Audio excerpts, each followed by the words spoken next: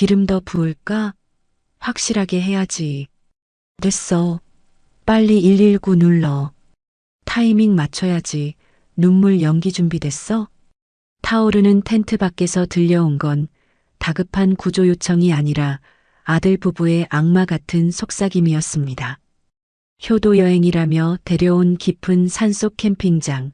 그곳은 아들 며느리가 준비한 저희 부부의 화장터였습니다. 하지만 부모를 산채로 죽이려 한 악마 같은 그들은 몰랐습니다. 불타는 텐트 속에서 짐승처럼 기어나온 피투성이가 된 눈동자가 자신들의 폐륜 현장을 똑똑히 지켜봤다는 것을. 안녕하세요. 올해로 65이 된 김종숙이라고 해요. 사람이 살다 보면 별의별 일을 다 겪는다지만 제가 겪은 일은 차마 입 밖으로 꺼내기도 무서운 이야기입니다. 드라마에서나 나올 법한 막장 드라마가 아니라 이게 시퍼렇게 살아있는 제 이야기예요. 기가 막히고 억울해서 꿈에서 나오면 식은땀이 나는 제 사연 한번 들어봐 주시겠어요? 그날은 우리 아들 민성이가 효도 여행이라며 데려간 캠핑장에서의 첫날 밤이었어요. 산골짜기 아주 깊숙한 곳에 있는 외진 캠핑장이었는데 비수기 평일이라 주변에 사람 한 명도 안 보이더군요. 덕분에 캠핑장을 단독으로 빌린 것 같다고 좋아하며 아들 내외가 구워준 고기를 먹고 즐거운 저녁 시간을 보냈습니다. 이런저런 이야기를 나누다 보며 밤이 깊어 남편 박성수와 저는 텐트에 들어가 어느새 깊은 잠에 빠져들었죠. 그런데 새벽녘 코를 찌르는 매캐한 냄새 때문에 눈이 번쩍 떠졌어요. 휘발유 냄새와 뭔가 타는 냄새가 진동을 했거든요. 정신을 차리고 보니 저희 텐트에서 시뻘건 불길이 마구 일렁이는 게 아니겠어요? 너무 놀라 저도 모르게 비명을 지르려는 순간 옆에서 벌떡 일어난 남편이 제 입을 거칠게 틀어막았습니다. 그리고는 제 귀에 대고 잔뜩 쉰 목소리로 속삭였어요. 쉿! 소리 내지 마. 소리 지르면 이대로 죽어. 그때 텐트 밖에서 소름 끼치는 웃음소리가 들려왔습니다. 아들 민성이와 며느리 지훈이의 목소리였어요. 자기야, 이 정도면 충분하겠지? 활활 잘 타네. 민성이가 킥킥거리며 말하는 소리가 들렸습니다. 지훈이가 아주 차분하고 냉정한 목소리로 대답했어요. 기름 더 부을까? 확실하게 해야지. 됐어. 빨리 119 눌러. 타이밍 맞춰야지. 눈물 연기 준비됐어? 저는 제 귀를 의심했습니다. 내 아들 민성이가 엄마 아빠의 텐트에 불을 질렀다는 겁니까? 정말 꿈이길 바랐고 믿고 싶지 않았습니다. 하지만 텐트를 휘감기 시작한 불길은 너무나 뜨거웠고 현실이었어요. 남편이 주머니에서 작은 맥가이버 칼을 꺼내 텐트 뒷면을 벅벅 찢기 시작했습니다. 칼날이 두꺼운 천을 가르는 소리가 났고 남편이 제 손을 꽉 잡아 끌었어요. 빨리 기어서 나가. 여기 있다가 우리 둘 다 통구이 되는 거야. 서둘러. 저는 매운 연기 속에서 터져나오는 기침을 억지로 참으며 찢어진 틈으로 몸을 밀어 넣었습니다. 뜨거운 불길이 제 왼팔을 스쳤고 살이 타는 듯한 끔찍한 고통이 밀려왔어요.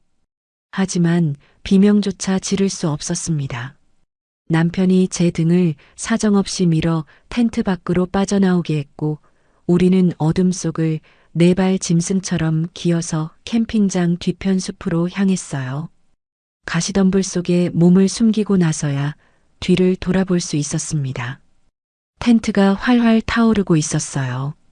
그 앞에서 민성이가 전화기를 들고 고래고래 소리를 지르고 있었습니다. 여보세요? 119죠? 큰일 났어요. 가스 랜턴이 폭발했어요. 부모님이 텐트 안에 계신데 불길이 너무 세서 못 나오세요. 민성이의 목소리는 공포에 질린 효자의 것처럼 들렸습니다. 지훈이는 두 손으로 얼굴을 감싸고 어깨를 들썩이며 오열하는 신용을 했어요. 하지만 저는 똑똑히 봤습니다. 지훈이의 손가락 사이로 보이는 눈에는 눈물 한 방울도 보이지 않았죠. 여보 어떡해. 우리 어머님 아버님 뜨거워서 어떡해. 흑흑. 지훈이가 울먹이는 척 말했지만 그 목소리에는 슬픔은 한 스푼도 묻어있지 않았습니다. 저는 덤불 속에서 입술을 피가 나도록 깨물었어요. 화상 입은 팔이 욱신거렸지만 그 고통보다 가슴을 갈기갈기 찢는 배신감이 더 컸습니다. 남편이 제 손을 으스러지도록 꽉 쥐며 낮게 말했습니다. 숨소리도 내지 마. 지금 들키면 우린 끝장이야. 저는 고개를 끄덕이며 덜덜 떨리는 몸을 억눌렀어요. 금쪽같이 키운 내 아들이 나를 없애려 했다는 사실이 머릿속에서 뱅뱅 돌았습니다. 대체 왜 그런 거니? 우리가 너한테 뭘 그리 잘못했니? 소방차 사이렌 소리가 요란하게 멀리서 들려왔습니다. 새빨간 불빛이 캄캄한 산골짜기를 비추기 시작했어요. 소방관들이 뛰어내려 불을 끄기 시작했고 경찰차도 도착했습니다. 랜턴이 갑자기 펑 하고 터졌어요. 저희는 고기 굽느라 밖에 나와 있었는데 부모님은 피곤하시다고 주무시고 계셨거든요. 민성이가 경찰에게 설명하는 목소리가 들렸습니다. 눈물 콧물까지 흘리며 기막힌 연기를 하고 있었어요. 지훈이가 옆에서 거들었습니다. 아버지가 코를 많이 고셔서 저희가 밖에서 잠깐 바람 쐬고 있었는데 불길이 순식간에 번졌어요. 제가 들어가려고 했는데 불이 너무 뜨거워서 접근도 못했어요. 저는 이를 악물었어요. 저 뻔뻔한 것들이 어쩌면 저렇게 눈 하나 깜짝 안 하고 거짓말을 할 수 있을까 싶었죠. 경찰은 민성이의 말을 토시 하나 안 틀리고 그대로 받아 적었고 결국 수사는 단순 화재 사고로 결론이 났습니다. 그렇게 저와 남편은 그 새벽 공식적으로 이 세상에서 사라진 사람이 되었어요. 우리는 숲속에서 짐승처럼 이틀 밤을 버텼습니다. 낮에는 덤불 속에 납작 엎드려 숨어 있고 밤에는 조금씩 이동했어요. 화상 입은 제 팔은 점점 퉁퉁 부어올랐고 누런 고름이 잡히기 시작했습니다. 남편이 차가운 계곡물로 상처를 씻어주며 말했어요. 여보, 조금만 참아봐. 사람 사는 데까지 가면 내가 어떻게든 약이라도 구해올게. 저는 고개를 끄덕이며 더러운 헝겊으로 팔을 동여맸습니다. 병원 문턱도 못 밟는 신세가 이렇게 서러울 줄은 꿈에도 몰랐어요. 이틀째 되는 날 우리는 인적이 드문 시골 마을에 도착했습니다. 금방이라도 무너질 것 같은 빈집을 발견했고 거기서 임시로 몸을 숨겼어요. 남편이 먼지가 수북하게 쌓인 방바닥을 손으로 대충 쓸어내며 말했습니다. 일단 여기서 버티자. 우리가 죽은 척해야 저놈들이 무슨 꿍꿍이인지 알 수 있어.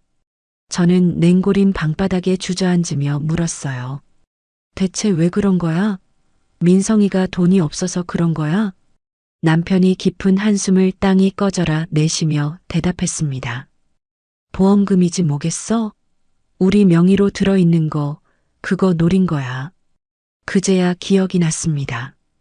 결혼 전에 민성이가 이제부터 효도하겠다며 늙어서 병원비 걱정 없게 저희 보험을 자기가 직접 들어주겠다고 했었죠. 저는 그때 고맙다고 우리 아들밖에 없다고 덩실덩실 춤이라도 출 뻔했습니다. 그게 제 목숨값이 될 줄 어떻게 알았겠어요? 며칠 뒤 남편이 모자를 눌러 쓰고 인근 마을 PC방에 다녀왔습니다. 민성이 놈 SNS를 몰래 검색해 본 거예요. 남편이 꼬깃꼬깃한 종이에 뭔가를 적어와서 제게 보여줬습니다. 장례식 2주 뒤에 한다더라. 유골 수습하고 신원 확인 절차 거쳐서 한다고 글 올렸어. 저는 떨리는 손으로 그 종이를 받아들었어요. 남편이 베껴 적은 민성이의 게시글 내용이었습니다. 효도도 못 해드리고 이렇게 허망하게 보내드립니다. 부모님 죄송합니다. 부디 좋은 곳으로 가세요. 그 밑에는 힘내라고 안타깝다고 위로하는 댓글들이 줄줄이 달려 있었다고 했어요. 저는 그 종이를 구겨서 쥐었습니다. 손이 사시나무 떨리듯 부들부들 떨렸어요. 분노 때문인지 슬픔 때문인지 알 수 없었습니다. 어떻게 아들이라는 놈이 이럴 수가 있어? 저는 기가 막혀서 말도 제대로 나오지 않았습니다. 남편이 제 어깨를 단단히 잡으며 말했어요. 지금은 참아. 일단 우리가 살아남는 게 먼저야. 약해지지 마. 저는 입술을 깨물며 고개를 끄덕였습니다. 그래요. 일단은 목숨을 부지해야 합니다. 살아남아서 저 짐승만도 못한 것들이 뭘 하는지 지켜봐야 해요. 그리고 언젠가 반드시 피눈물을 흘리게 만들어줄 겁니다. 장례식 날이 밝았습니다. 저와 남편의 장례식이요. 멀쩡히 살아서 눈 뜨고 있는 사람이 자기 장례식 소식을 듣는 기분이 어떤 건지 아세요? 세상 천지에 이런 기막힌 일이 또 있을까 싶습니다. 남편은 그날도 아침 일찍부터 인근 마을 PC방에 다녀왔어요. 민성이 놈 SNS를 실시간으로 확인하고 온 겁니다. 남편이 돌아와서 꼬깃꼬깃한 종이에 적어온 내용을 제게 들이밀었어요. 민성이 놈이 사진을 올렸더라. 아주 세상 잃은 표정으로 슬픔에 잠긴 척을 하면서 말이야. 남편이 씁쓸하게 말했습니다. 저는 떨리는 손으로 그 종이를 받아들었어요. 민성이가 검은 양복을 입고 고개를 푹 숙인 사진을 올렸다고 적혀 있었습니다. 조문객들이 달아준 위로 댓글 하나하나에 감사 답글을 달고 앉아 있었다고 하더군요. 부모님 가시는 길 편히 모시겠습니다. 이딴 글도 썼대요. 남편이 땅이 꺼져라 한숨을 쉬며 덧붙였습니다. 지훈이는? 걔는 뭐하고 있어? 제가 물었어요. 남편이 고개를 절레절레 저으며 대답했습니다. 그녀는 장례식장에서 셀카를 찍어 올렸더라. 상복 입고 말이야. 뭐? 셀카? 저는 제 귀를 의심했습니다. 남편은 이를 득득 갈았고 저는 기가 차서 할 말을 잃었어요. 시부모 장례식장에서 셀카를 찍어 올리다니. 영정사진 앞에서 고개 숙인 민성이 사진도 있었어. 남편이 말을 이었습니다. 뭐라고 적었는데? 효도 한번 못 해드리고 보내드려 죄송합니다. 이런 개소리. 저는 주먹을 꽉 쥐었습니다. 영정사진 앞에서 슬픈 척 연기하는 아들이라니요. 그 아이를 내가 10달 배 아파 낳았다는 게 믿기지 않았습니다. 근데 이상한 댓글이 하나 있었어. 남편이 목소리를 깔며 말했어요. 뭔데? 민성이 친구인 것 같은 놈이 댓글을 달았더라. 보험 처리는 잘 되냐고. 뭐라고? 저는 눈이 왕방울만 해졌습니다. 근데 바로 삭제됐어. 내가 봤을 때는 있었는데 잠시 후에 감쪽같이 지워졌더라고. 남편의 설명을 듣고 저는 깊은 한숨을 내쉬었어요. 그러니까 주변 사람들은 아름아름 다 아는 거네. 민성이가 보험금 때문에 그런 짓을 벌였다는 걸. 그런 것 같아. 남편이 고개를 끄덕였습니다. 저는 멍하니 곰팡이 핀 천장을 바라보았어요. 효도 여행 간다고 덩실덩실 좋아했던 제가 한심해서 미칠 것 같았습니다. 그리고 하나 더 알아낸 게 있어. 남편이 조심스럽게 입을 열었어요. 뭔데? 더 나쁜 소식이야? 지훈이 SNS 과거 게시글을 샅샅이 뒤져봤거든. 재혼이래. 네. 저는 깜짝 놀라 벌떡 일어날 뻔했어요. 지훈이가 재혼이라니 금시초문이었습니다. 3년 전에 전 남편이 교통사고로 죽었다는 추모 게시글이 있었어. 남편이 말했습니다. 저는 등골이 서늘해지는 느낌이 들었어요. 교통사고라고? 응. 근데 냄새가 나지 않아?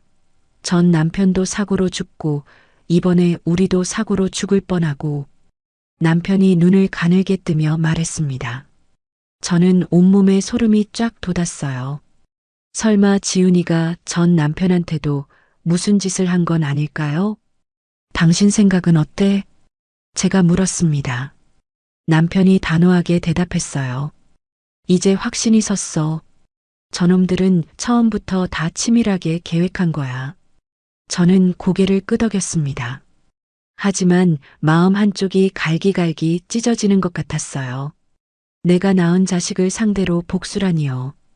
어떻게 이 지경이 된 건지 알 수가 없었습니다. 장례식이 끝나고 우리는 완전히 거리로 내몰렸어요. 신분증도 없고 돈도 한 푼 없는 노숙자 신세가 된 겁니다. 낮에는 폐지를 주워서 고물상에 팔았어요. 손이 까지고 허리가 끊어질 것 같았지만 그래야 하루 끼니라도 때울 수 있었으니까요. 여보, 여기 앉아서 좀 쉬어. 남편이 공원 벤치에 저를 앉히며 말했습니다. 괜찮아. 조금만 더 하면 돼. 저는 억지로 일어서려 했지만 다리에 힘이 풀려 주저앉고 말았습니다. 화상 입은 팔이 점점 심하게 욱신거렸어요. 밤이 되면 지하도나 공원 벤치에서 잠을 청했습니다. 더러운 골판지를 깔고 누우면 차가운 바닥 기운이 등을 파고들었어요. 평생 따뜻한 방에서만 자던 내가 이렇게 살게 될 줄 누가 알았겠습니까? 남편이 제 곁에 바짝 붙어 누우며 말했습니다. 조금만 버텨. 내가 무슨 수를 써서라도 방법을 찾을 거야. 저는 대답 대신 고개만 끄덕였어요. 목이 메어서 말이 나오지 않았습니다.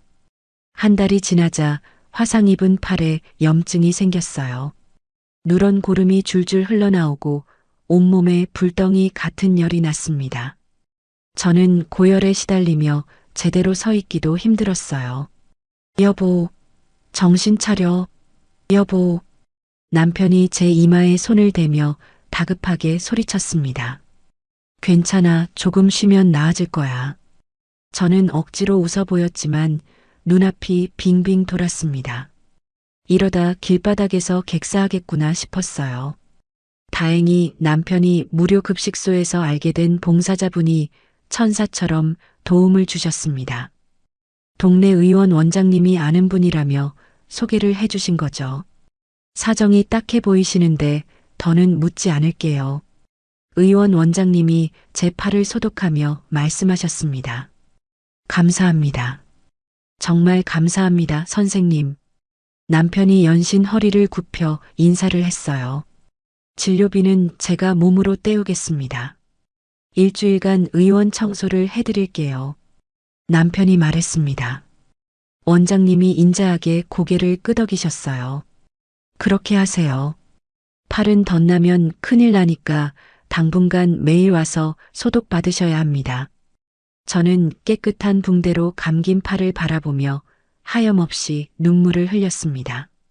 세상에 아직 이렇게 따뜻한 분들이 계시구나 싶었어요. 그 사이 남편이 PC방에서 또 SNS를 확인하고 왔습니다. 남편의 얼굴이 흙빛으로 굳어 있었어요. 왜 그래? 무슨 안 좋은 일 있어? 제가 물었습니다. 남편이 이를 악물며 대답했어요. 보험금 탔나 봐. 무려 5억이래. 5억이라고? 저는 숨이 턱 막혔습니다. 지훈이가 새로 산 명품 가방 사진을 떡하니 올렸더라. 보란 듯이 자랑질하면서 남편이 주먹을 불끈 쥐며 말했습니다. 저는 넋이 나간 사람처럼 멍하니 앉아 있었어요. 우리가 평생 피땀 흘려 모은 돈, 우리 명의로 들어있던 보험금이 저 악마 같은 놈들 손에 들어간 겁니다. 우리를 불태워 죽이려 한 대가로 5억을 받아 챙긴 거죠. 그 돈으로 명품 가방을 사? 사람 목숨값으로 가방을 사냐고. 하하. 저는 기가 막혀서 헛웃음이 나왔습니다. 웃음인지 울음인지 모를 짐승 같은 소리가 목구멍에서 새어나왔어요. 밤 공기가 점점 살을 애는 듯 차가워지고 있었어요. 이대로 거리에서 겨울을 나면 정말 얼어 죽을 수도 있었습니다. 그날 저녁 무료 급식소에서 식판에 코를 박고 밥을 퍼먹으며 저는 다짐했어요. 반드시 살아남겠다고요. 악착같이 살아남아서 저놈들을 법정에 세워 죗값을 치르게 하겠다고요. 따뜻한 국밥 한 그릇이 목구멍으로 넘어가는데 억울한 눈물이 뚝뚝 떨어져 밥알을 적셨습니다. 화재 사건이 있고 2달째 되던 날이었어요. 저는 여느 때처럼 폐지를 주우러 골목을 돌아다니고 있었습니다. 그때 쓰레기통 옆에 누군가 쓰러져 있는 게 보였어요. 젊은 남자였습니다. 술 냄새가 진동했고 얼굴이 송장처럼 하얗게 질려 있었어요. 여보, 이리 와봐. 여기 사람이 쓰러져 있어. 저는 다급하게 남편을 불렀습니다. 남편이 헐레벌떡 달려와서 그 남자의 상태를 살폈어요. 숨은 쉬는데 열이 펄펄 끓어. 남편이 그 남자의 이마에 손을 대며 걱정스러운 목소리로 말했습니다. 그냥 두고 갈 수는 없잖아. 이 추운 날씨에. 제가 발을 동동 구르며 말했어요. 남편이 고개를 끄덕였습니다. 우리 있는 대로 데려가자. 어버. 우리는 그 남자를 낑낑대며 부축해서 지하도로 데려왔어요. 젖은 수건으로 열을 식혀주고 남편이 급식소에서 얻어온 죽을 한 숟가락씩 떠먹였습니다. 한참이 지나서야 그 남자가 겨우 눈을 떴어요. 여기가 어디죠? 그 남자가 몽롱한 눈으로 두리번거리며 물었습니다. 총각, 정신이 들어요? 길바닥에 쓰러져 있길래 우리가 데려왔어요. 제가 안도의 한숨을 쉬며 대답했어요. 그 남자가 몸을 일으키려다 쿨럭쿨럭 기침을 쏟아냈습니다. 감사합니다. 제 이름은 강민재입니다. 그 남자가 힘겹게 인사를 했어요. 민재라는 그 청년은 30 초반쯤 되어 보였습니다. 얼굴에 수염이 덥수룩하고 옷은 며칠째 안 갈아입은 것처럼 쉰내가 풀풀 났어요. 쯧쯧, 젊은 사람이 왜 이렇게 된 거야? 무슨 사연이라도 있어? 제가 혀를 차며 조심스럽게 물었습니다. 민재가 깊은 한숨을 내쉬며 대답했어요. 직장에서 잘렸습니다. 억울하게 누명을 쓰고요. 누명이라니? 남편이 눈을 크게 뜨며 물었습니다. 저는 보험 사기 조사관이었어요. 어떤 악질 부부의 보험 사기를 조사하다가 오히려 제가 뇌물을 받은 파렴치한으로 몰렸습니다. 민재가 쓴웃음을 지으며 말했어요. 그 부부가 제 업무용 계좌로 돈을 몰래 이체하고 조사보고서까지 감쪽같이 위조했어요. 제가 사기에 가담한 것처럼 완벽하게 꾸민 거죠. 저는 가만히 듣고 있었어요. 그래서 어떻게 됐어요? 제가 물었어요. 해고당했죠. 가족한테도 버림받았고요. 아내는 이혼하자고 서류를 내밀었고 부모님은 아예 연락을 끊으셨어요. 갈 곳이 없었습니다. 민재가 고개를 떨구며 힘없이 말했습니다. 그 나쁜 놈들이 누군데? 남편이 주먹을 쥐며 물었어요. 민재가 잠시 망설이다가 입을 열었습니다. 박민성이라는 남자하고 그 아내 최지윤이요. 저는 숨이 턱 막혔어요. 심장이 쿵 하고 내려앉는 것 같았습니다. 남편과 눈이 마주쳤는데 남편의 눈동자도 지진 난 것처럼 흔들리고 있었어요. 뭐라고? 지금 뭐라고 했어? 이름이 뭐라고? 제가 다급하게 물었습니다. 박민성하고 최지윤이요. 왜요? 두 분 아세요? 민재가 의아한 표정으로 물었어요. 저는 입술이 바들바들 떨려 말이 제대로 나오지 않았습니다. 그 박민성이라는 놈이 제 아들놈인데요. 제가 겨우겨우 말했습니다. 민재의 눈이 휘둥그레졌어요. 네, 아들이라고요? 그 천하의 몹쓸 놈이 우리를 죽이려고 했어. 캠핑장에서 불을 질러서 부모를 태워 죽이려고 했어. 남편이 울분을 토하며 소리쳤습니다.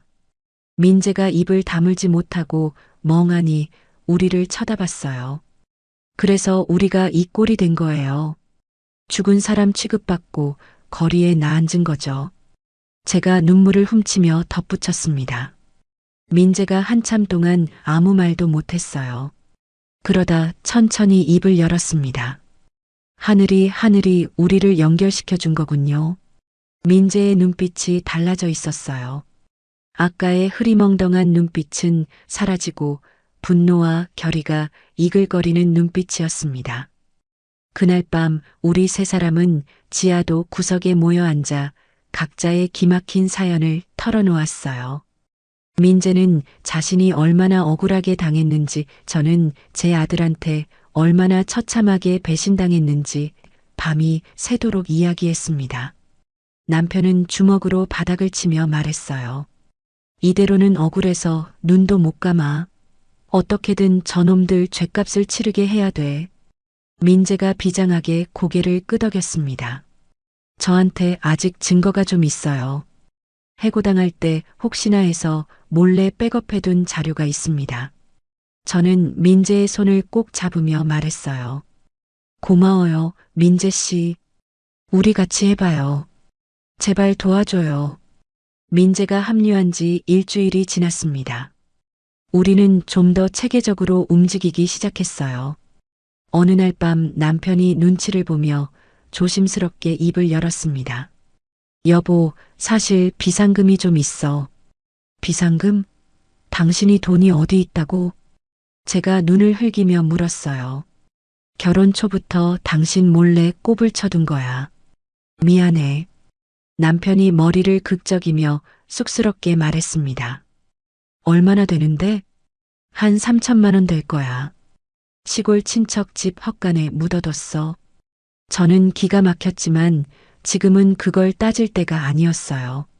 세상에, 그걸 여태 말 안 하고 있었어? 당장 찾으러 가야겠네. 제가 말했습니다. 남편이 고개를 끄덕였어요. 근데 조심해야 해. 혹시 누가 지켜보고 있을 수도 있으니까. 우리 세 사람은 그날 밤늦게 시골 마을로 향했습니다. 버스를 2번이나 갈아타고 몇 시간을 이동했어요. 다행히 친척은 이미 도시로 이사한 뒤라 집은 텅 비어 있었습니다. 여기야. 남편이 거미줄이 가득한 헛간 안으로 들어가며 말했어요. 손전등 불빛으로 바닥을 비추더니 구석진 곳을 가리켰습니다. 이 밑에 묻어뒀어. 남편이 녹슨 삽으로 땅을 파기 시작했어요. 민재가 옆에서 손으로 흙을 파내며 도왔습니다. 얼마 지나지 않아 찌그러진 깡통이 모습을 드러냈어요. 남편이 깡통 뚜껑을 열자 비닐에 쌓인 돈다발이 나왔습니다. 있다. 있어. 다행이다. 남편이 안도의 한숨을 내쉬며 주저앉았습니다. 저는 그 돈을 보며 왈칵 눈물이 쏟아졌어요. 이 돈이면 당장 굶어 죽지는 않겠구나 싶었습니다.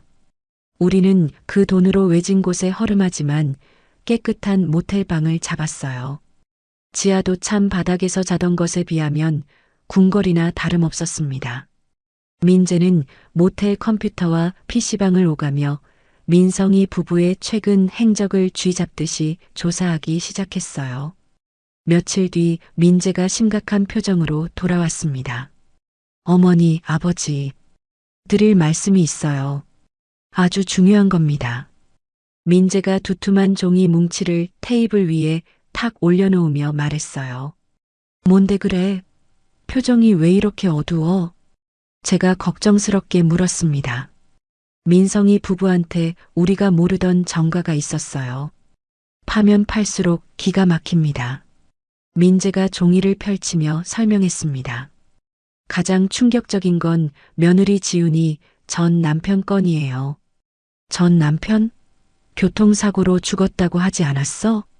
남편이 물었어요. 그게 단순 사고가 아니라 사고로 위장한 타살 의혹이 짙어요. 당시에도 보험사에서 의혹을 제기했는데 증거 불충분으로 무혐의 처리됐대요. 저는 등골이 오싹해졌습니다. 그럼 지훈이가 설마 사람을... 네. 그 사고로 배우자 사망보험금 수억 원을 받았고 그 돈으로 민성이 도박빚을 갚아준 게 둘의 악연의 시작이었대요. 민재가 담담하게 말했습니다. 저는 충격에 말문이 막혔어요. 며느리가 전 남편을 그렇게 보낸 독사 같은 여자라니요. 민성이는? 그놈은 또 뭐가 있어? 남편이 떨리는 목소리로 물었습니다. 과거에 소액사기 전과가 있었어요. 친구들 등쳐먹다가 걸려서 집행유예로 풀려났고요. 민재가 대답했어요. 저는 머리가 멍해서 아무 생각도 나지 않았습니다. 내가 낳은 아들이 언제부터 이렇게 범죄자가 된 건지 도무지 알 수가 없었어요. 당장 경찰에 신고하면 안 돼요? 이 자료 들고 가면 잡을 수 있잖아요. 제가 울먹이며 물었습니다. 민재가 고개를 단호하게 저었어요. 지금은 안 됩니다. 우리가 살아있다는 게 알려지면 민성이가 먼저 도망가거나 증거를 없앨 거예요. 놈들은 생각보다 치밀해요. 그럼 어떻게 해? 손 놓고 보고만 있어? 남편이 답답해하며 물었습니다. 민재가 눈을 빛내며 대답했어요. 저놈들이 다시 범행을 저지를 때 꼼짝 못하게 현행범으로 잡는 게 가장 확실해요. 덫을 놓는 겁니다. 저는 민재의 말에 비장하게 고개를 끄덕였습니다. 캠핑장 화재 사건으로부터 3달이 지났어요. 계절이 바뀌어 찬 바람이 불기 시작할 무렵 민재가 믿을 만한 친구라며 낯선 남자를 한 명 데려왔어요.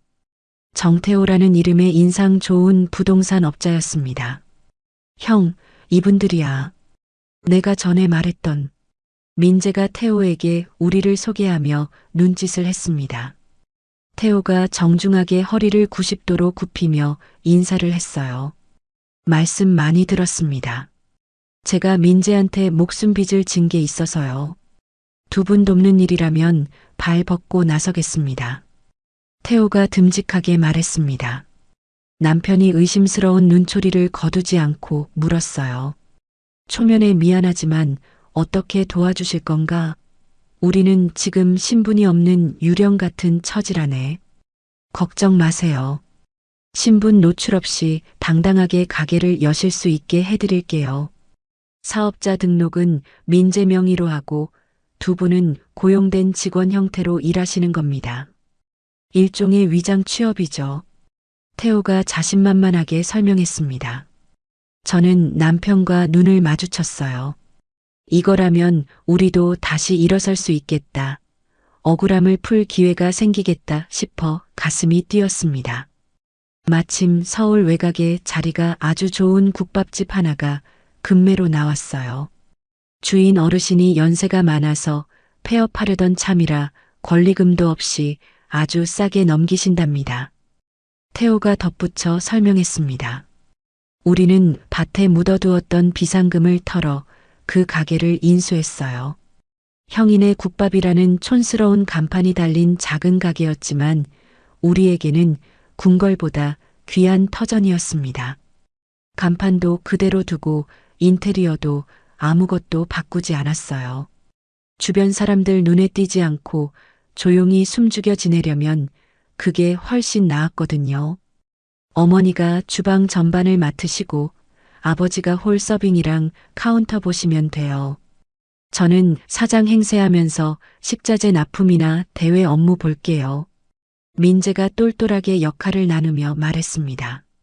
저는 앞치마 끈을 질끈 동여매며 고개를 끄덕였어요. 그래, 내 평생 부엌대기로 살았는데 국밥 하나 못 끓이겠니? 걱정 마라. 개업 첫 주에는 손님이 거의 없어서 파리만 날렸습니다. 하루 종일 문을 열어놔도 5-6명 올까 말까 했죠. 하지만 저는 절대 포기하지 않고 새벽부터 육수를 우려냈습니다. 가족들 밥 해먹이며 갈고 닦은 손맛이 있으니까요. 어머니, 이 김치찌개 맛이 진짜 예술이에요. 국물이 끝내주는데요. 민재가 점심으로 차려준 찌개 국물을 떠먹으며 감탄사를 연발했습니다. 순대국도 한번 먹어봐. 내가 이거 하나는 자신 있어. 돼지 잡내 하나도 안 나게 끓였어. 제가 김이 모락모락 나는 뚝배기를 내밀며 자신 있게 말했습니다. 민재가 후후 불어 한 숟가락 크게 떠먹더니 눈이 왕방울만 해졌어요. 와, 진짜 대박이다. 이 맛이면 손님 분명히 늘 거예요. 장담해요. 민재의 말은 빈말이 아니었습니다. 한 달이 지나자 점심시간에는 자리가 부족해서 줄을 서야 할 정도로 손님이 구름처럼 몰려들었어요. 동네방네 입소문이 나기 시작한 거죠. 아줌마, 여기 국밥 2그릇 더 줘요. 여기 진짜 맛있다니까? 이 집 김치찌개도 끝내준대. 엄마가 해준 맛이야. 손님들이 북적이며 엄지를 치켜 세웠습니다. 저는 새벽 4시부터 일어나 핏물 빼고 육수를 끓이며 몸은 고되지만 마음만은 날아갈 듯한 보람을 느꼈어요. 우리는 그렇게 조금씩 돈을 모으면서 동시에 민성이 부부의 동향도 매의 눈으로 살폈습니다. 화재 사건 후 7달째 접어들면서 가게가 완전히 자리를 잡았고 우리는 가게 2층에 있는 낡은 다락방을 개조해 함께 살기 시작했습니다. 비록 천장이 낮아 허리를 굽혀야 하고 좁았지만 눅눅한 지하도 생활보다는 100배 1000배 나았죠. 아침 5시에 일어나 재료를 손질하고 점심과 저녁 장사를 눈코 뜰 새 없이 하고 밤 10시에 문을 닫는 고단한 생활이 반복됐지만 내 마음은 그 어느 때보다 편안했습니다. 어머니, 아버지, 식사하세요. 다 차려놨어요. 어느 날 장사를 마치고 민재가 밥상을 차려오며 쑥스러운 듯 그렇게 불렀습니다. 저는 순간 가슴이 뭉클해서 숟가락을 떨어뜨릴 뻔했어요. 뭐라고 했어? 지금 방금? 남편이 놀란 눈으로 물었습니다. 아, 그냥 저도 모르게 자연스럽게 나왔어요. 불편하시면 안 할게요. 민재가 머리를 극적이며 얼굴을 붉혔습니다. 아니야. 불편하긴 뭐가 불편해. 그렇게 불러. 듣기 좋다. 진짜 아들 같고 좋아. 제가 눈물을 글썽이며 활짝 웃어 보였습니다. 민재가 그제야 안심한 듯 환하게 웃었어요. 진짜 아들은 부모를 불태워 죽이려 했는데 남이었던 이 청년은 우리를 부모처럼 모시니 세상이 참 아이러니하죠. 민재는 쉬는 시간마다 틈틈이 민성이 부부집 근처를 정찰하고 왔습니다. 그들이 어떻게 사는지, 어떤 꿍꿍이를 꾸미는지 파악하려는 거였죠. 민성 씨는 낮에는 집에서 퍼질러 자고 밤에는 도박장을 전전하고 있어요. 완전 폐인입니다. 민재가 심각한 표정으로 보고했습니다. 그 며느리 지훈이는? 걔는 뭐하고 돌아다녀? 제가 이를 갈며 물었습니다. 인스타그램에는 여전히 명품 사진 올리면서 잘 사는 척 허세 부리는데 실제로는 카드 돌려막기 하느라 정신없대요. 빚독촉 전화가 빗발친다더라고요. 민재가 고소하다는 듯 대답했습니다. 태호의 정보망을 통해 민성이가 또 다른 악질 사채업자에게 쫓기고 있다는 소식도 들려왔어요. 부모 목숨값으로 받은 5억을 그새 다 날리고도 정신을 못 차린 거예요.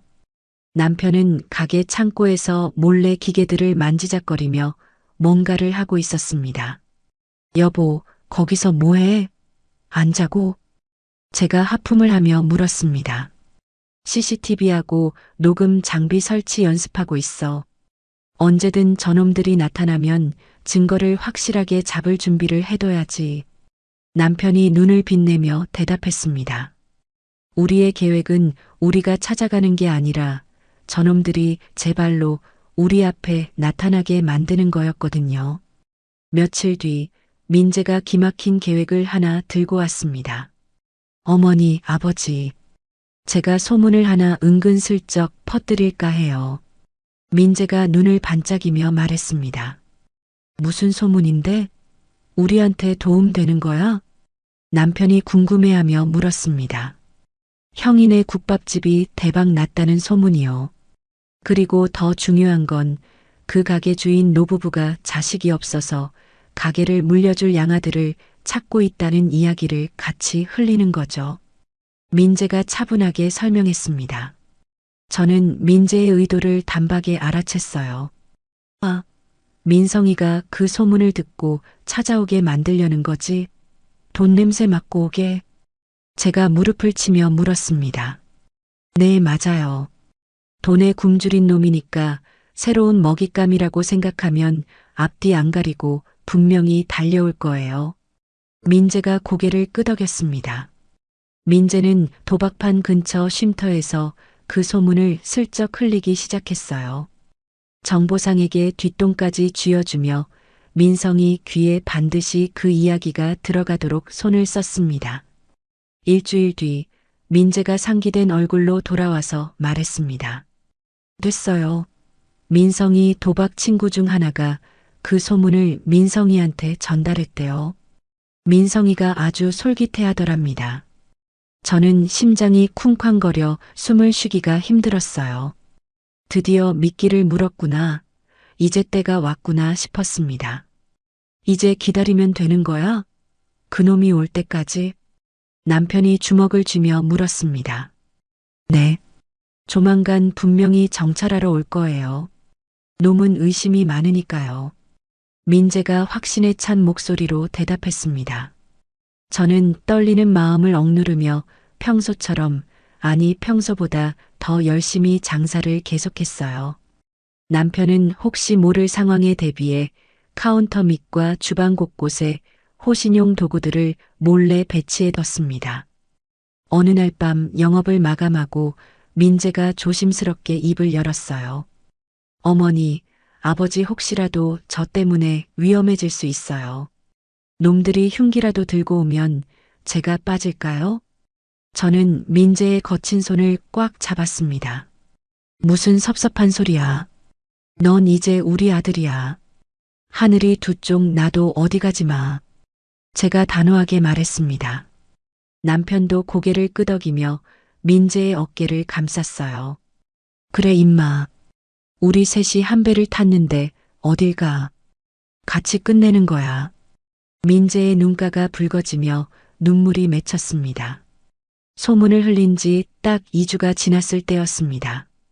점심 장사가 한창이라 정신없는데 민재가 다급하게 카운터 뒤쪽에서 저를 불렀어요. 어머니, 이쪽으로 와보세요.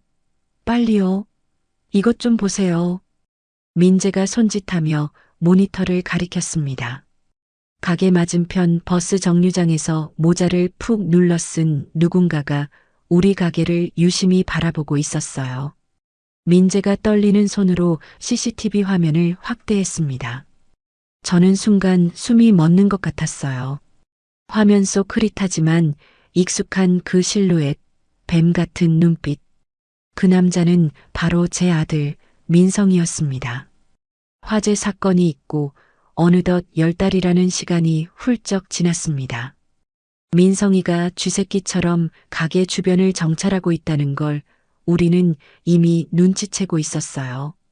하지만 일부러 모르는 척, 보이지 않는 척 했습니다. 놈이 방심할 때까지 평소처럼 장사에만 죽기 살기로 집중하는 게 최선의 복수였거든요. 그 사이 우리 가게는 정말로 입소문을 타고 지역 맛집으로 자리를 잡았습니다. 점심시간이면 가게 앞에 줄을 서서 기다리는 진풍경이 벌어졌어요. 이모, 여기 순대국 2개 더 줘요. 깍두기도 좀 많이 주시고. 사장님, 김치찌개 하나 추가요. 얼큰하게 부탁해요. 주문이 밀려들어서 눈코 뜰 새 없이 바빴습니다.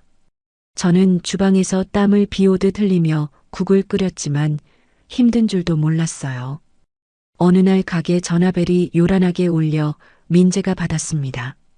네, 방송국이라고요? 맛집 소개요? 민재가 깜짝 놀란 표정으로 저를 쳐다보며 입모양으로 방송국이라고 했어요. 수화기를 맞고 민재가 속삭였습니다. 어머니, 맛집 소개 프로그램에서 촬영 의뢰가 왔대요. 대박 났다고 소문나서 찍고 싶다고요. 저는 기겁을 하며 고개를 세차게 저었습니다. 안 돼. 절대로 안 된다고 해. 우리 얼굴 나가면 끝장이야. 알겠습니다. 저도 같은 생각이에요. 민재가 고개를 끄덕이며 다시 정중하게 전화를 받았습니다. 죄송합니다만 저희 사장님이 방송 출연을 극도로 꺼리셔서요. 마음만 감사히 받겠습니다. 방송은 못 나갔지만 아름아름 찾아온 단골 손님들의 후기가 인스타그램으로 퍼지면서 자연스럽게 홍보가 됐습니다. 굳이 돈 들여 광고하지 않아도 손님이 구름대처럼 늘어났어요. 저는 매일 새벽 4시에 일어나 핏물을 빼고 육수를 끓이는 고단한 생활에 살아있음을 느꼈습니다. 뽀얀 사골 국물이 가마솥에서 보글보글 끓어오르는 걸 보면 제 마음도 덩달아 편안해졌거든요. 여보, 간 좀 봐봐. 오늘따라 국물이 아주 진국이야. 제가 국자로 뜨거운 국물을 떠서 남편 입에 후후 불어 넣어 주었습니다. 캬, 당신 솜씨 어디 안 가네. 오늘도 끝내주네 아주. 남편이 엄지를 치켜 세우며 아이처럼 웃었습니다. 남편도 손님들과 농담 따먹기를 주고받으며 예전의 활력을 완전히 되찾은 것 같았어요. 어르신, 오늘도 순대국 드시러 오셨어요? 제가 고기 듬뿍 넣어드릴게. 그래, 김 사장. 내가 여기 순대국 맛에 반해서 다른 데는 입맛 없어서 못 가. 남편이 단골 어르신과 호탕하게 웃으며 대화하는 소리가 홀에 가득 찼습니다. 민재는 배달 업무를 도맡아 하면서 동네 청년들과 형 동생하며 친해졌어요. 덕분에 동네 돌아가는 사정을 훤히 꿰뚫는 정보망도 생겼습니다. 어머니, 다녀왔습니다. 오늘 점심 배달만 20건 넘었어요. 민재가 헬멧을 벗으며 땀범벅이 된 얼굴로 환하게 웃었습니다. 아이고 고생했다. 얼른 앉아라. 뜨끈한 밥 먹자. 제가 김이 모락모락 나는 국밥을 민재 앞에 내밀었습니다.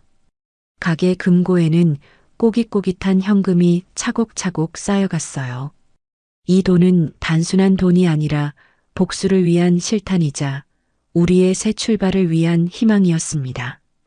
하지만 밤이 되면 공기는 다시 차갑게 가라앉았어요. 남편은 매일 밤 가게 문을 닫고 CCTV 영상을 매의 눈으로 확인했습니다. 여보, 이리 와봐. 오늘 또 왔어. 남편이 모니터 화면을 손가락으로 가리키며 낮게 말했습니다. 화면 속에는 민성이가 모자를 푹 눌러쓰고 가게 맞은편 전봇대 뒤에서 서성이는 모습이 선명하게 찍혀 있었어요. 일주일에 벌써 2~3번씩 오네요. 아주 출근 도장을 찍네. 민재가 혀를 차며 말했습니다. 정찰하는 거야. 간을 보는 거지. 조만간 분명히 움직일 거다. 남편이 단호한 목소리로 말했습니다. 화재 사건 후 딱 1년째 되던 해 추석 명절을 앞두고 가게는 더욱 눈코 뜰 새 없이 바빠졌어요. 도저히 셋으로는 감당이 안 돼서 아르바이트생을 구하기로 했습니다. 어머니, 수연이가 일하고 싶대요. 믿을 만한 애예요. 민재가 조심스럽게 말했습니다. 수연이는 가게 단골이던 싹싹한 근처 대학생이었어요. 그래, 그 아가씨라면 야무져 보이던데. 그럼 한번 데려와봐. 수연이가 가게로 찾아왔습니다. 생글생글 웃는 모습이 보기만 해도 기분이 좋아지는 밝고 활달한 아이였어요. 안녕하세요, 사장님. 저 진짜 열심히 할게요. 뽑아만 주세요. 수연이가 씩씩하게 인사했습니다.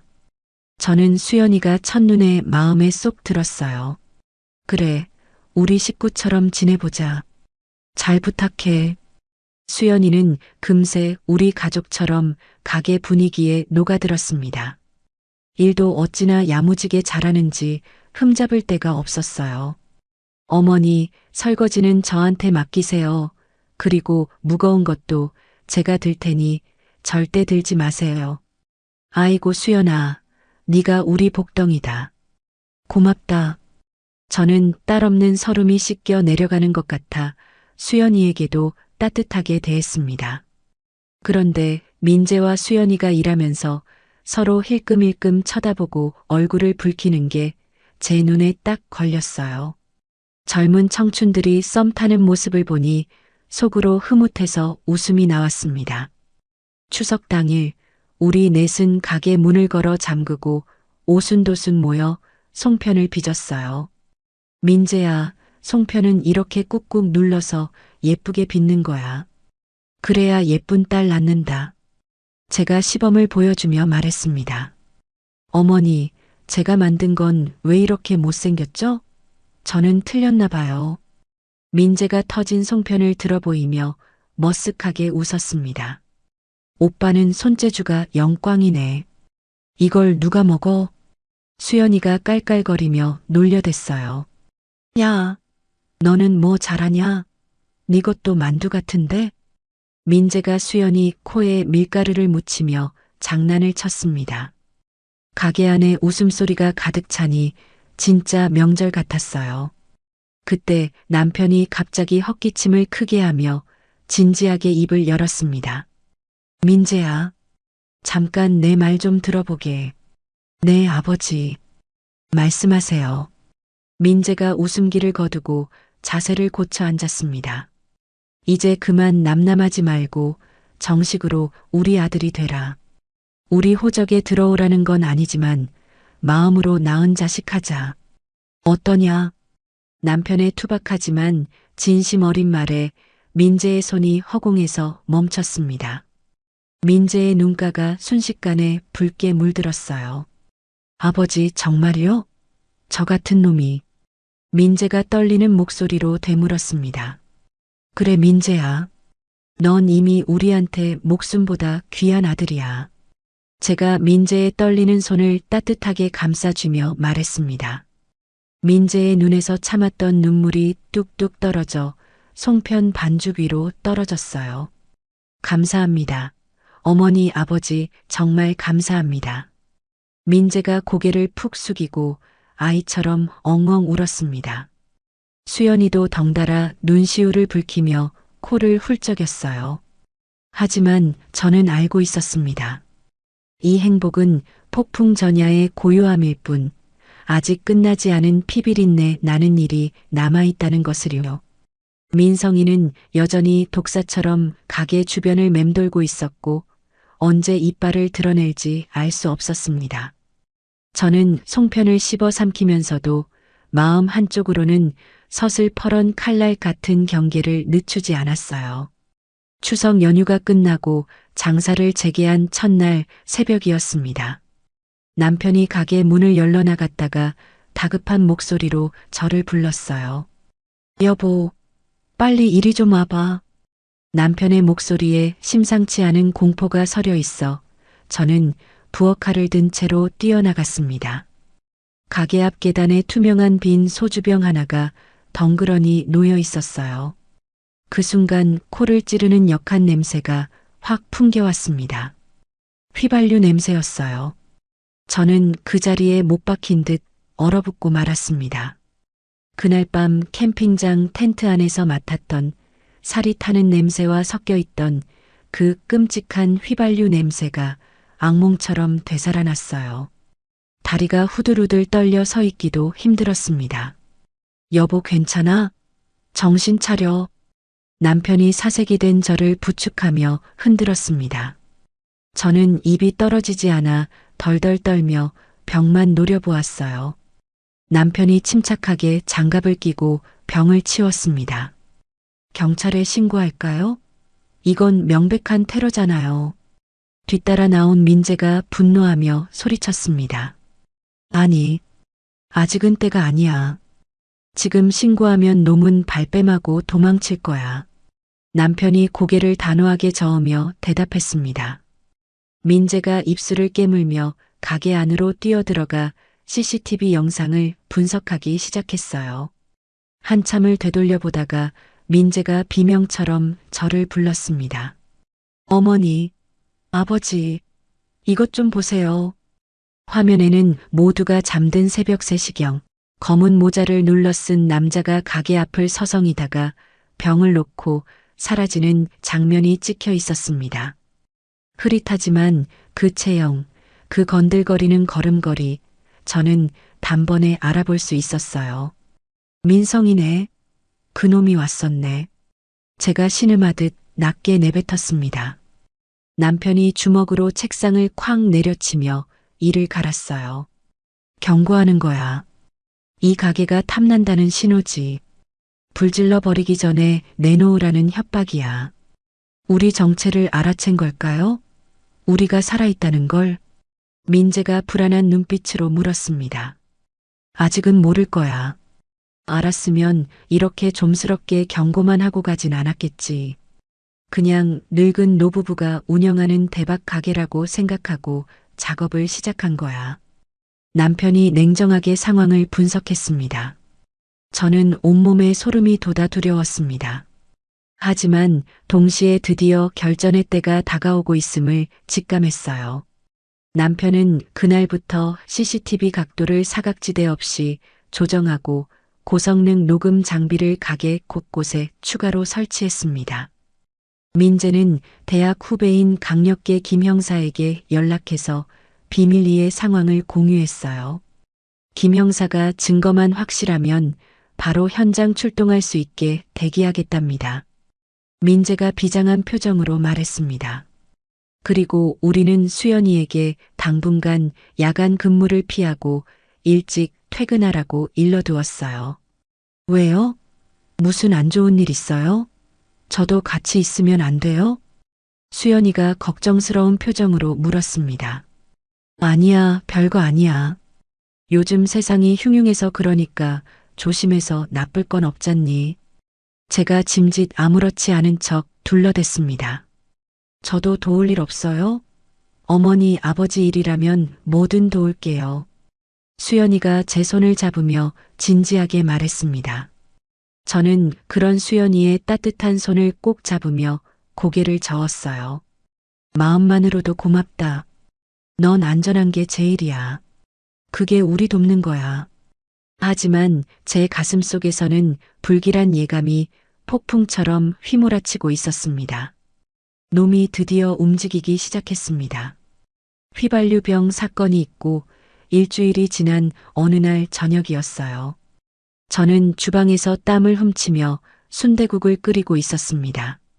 어머니, 주문이요. 이번 테이블 순대국 하나. 민재가 주문서를 들고 주방으로 들어왔습니다. 저는 능숙하게 뚝배기에 뜨거운 국을 담아 쟁반에 올렸어요. 내가 갖다 줄게. 넌 좀 쉬어라. 제가 쟁반을 들고 홀로 나갔습니다. 그런데 카운터 앞 2번 테이블에 앉은 손님의 뒷모습을 보는 순간 심장이 멎는 것 같았어요. 그 구부정한 어깨, 익숙한 뒤통수, 민성이었습니다. 저는 황급히 몸을 돌려 다시 주방으로 들어갔어요.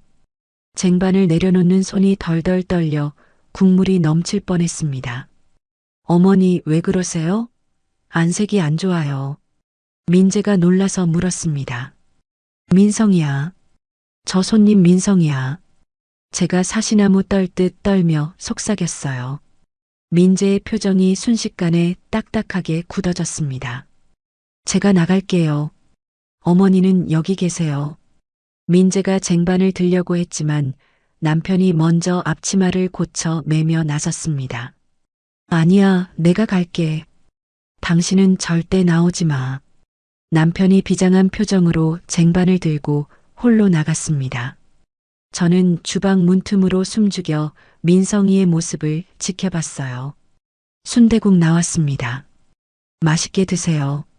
남편이 짐짓 태연한 목소리로 음식을 내려놓으며 말했습니다. 민성이가 무심하게 고개를 끄덕이며 젓가락을 들었어요.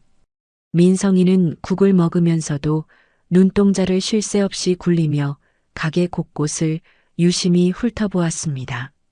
천장도 보고 벽도 보고 주방 쪽도 힐끗힐끗 쳐다보는 게 영락없이 가게 구조를 파악하려는 도둑놈 꼴이었어요. 저는 숨도 크게 못 쉬고 그 모습을 지켜봤습니다. 제 아들이 저기 앉아 밥을 먹고 있었어요. 1년 전 부모를 불태워 죽이려 했던 그 페르나가요. 민성이가 식사를 마치고 계산대 앞으로 걸어갔습니다. 남편이 카운터 뒤에서 계산을 받았어요. 8,000원입니다.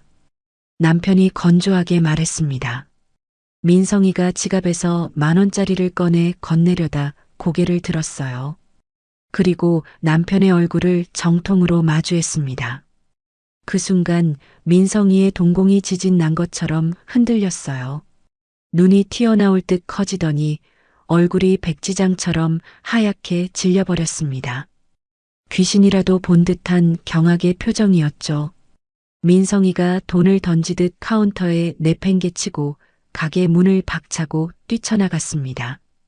뒤도 돌아보지 않고 꽁무니가 빠지게 도망쳤어요.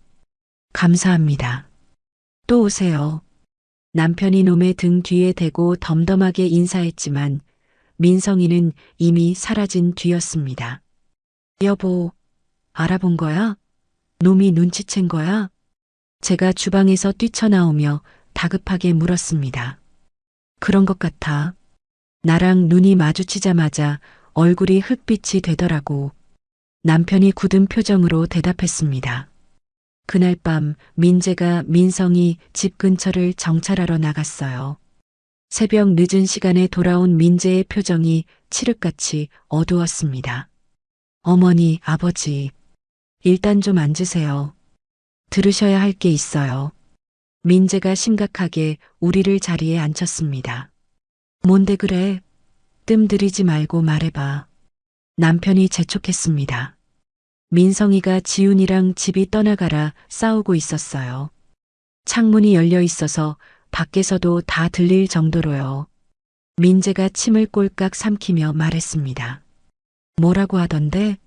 지들끼리 뭐라고 지저대? 제가 물었습니다. 민성이가 악을 쓰면서 소리를 질렀어요. 죽은 줄 알았던 노인네들이 살아있다. 내가 똑똑히 봤다. 라고요. 민재가 대답했습니다. 저는 가슴이 철렁 내려앉아 숨이 막힐 것 같았어요. 그 독사 같은 며느리는 뭐래?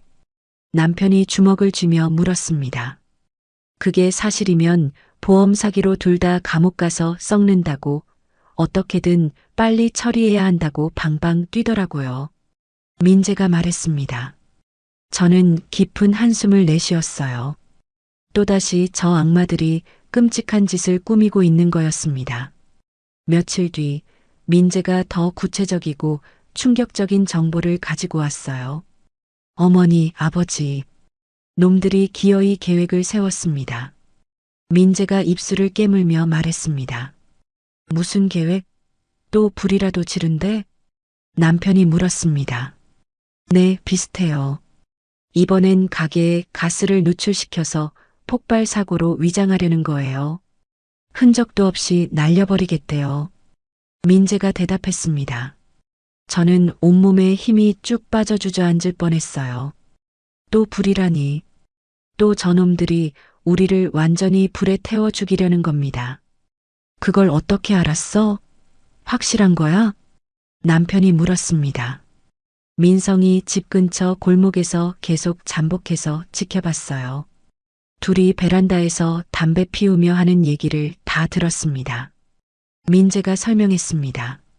민성이 그놈이 뭐라던? 제 입으로 죽이자고 하던? 제가 떨리는 목소리로 물었습니다. 부모가 살아있다는 게 알려지면 보험 사기의 살인 미수로 무기징역이라고. 차라리 이번에 확실히 터트려서 증인을 없애야 한다고 지훈이를 설득했어요. 아주 악질이에요. 민재가 치를 떨며 대답했습니다. 지훈이는? 걔도 동의했어? 남편이 물었습니다.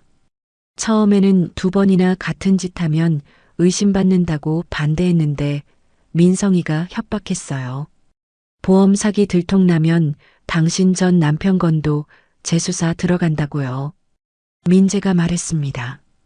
그래서 그년이 알겠다고 했어? 제가 물었습니다. 네. 결국 동의했어요. 작전 개시일은 이번 주 금요일 새벽으로 잡았대요. 가게가 문 닫고 인적이 끊기는 새벽 3시를 노리기로 했답니다. 민재가 대답했습니다. 저는 넋이 나간 사람처럼 멍하니 앉아 있었어요. 분노보다 더 깊고 시린 슬픔이 밀려왔습니다. 내 아들이 또다시 2번이나 나를 죽이려 한다니요. 이번에는 절대 안 놓쳐. 내 손으로 놈들을 끝장낼 거야. 남편이 주먹을 불끈 쥐며 결연하게 말했습니다. 완벽한 덫을 놓자. 꼼짝 못하게 현행범으로 잡아서 콩밥을 먹이는 거야. 남편이 덧붙였습니다. 민재가 비장하게 고개를 끄덕였어요.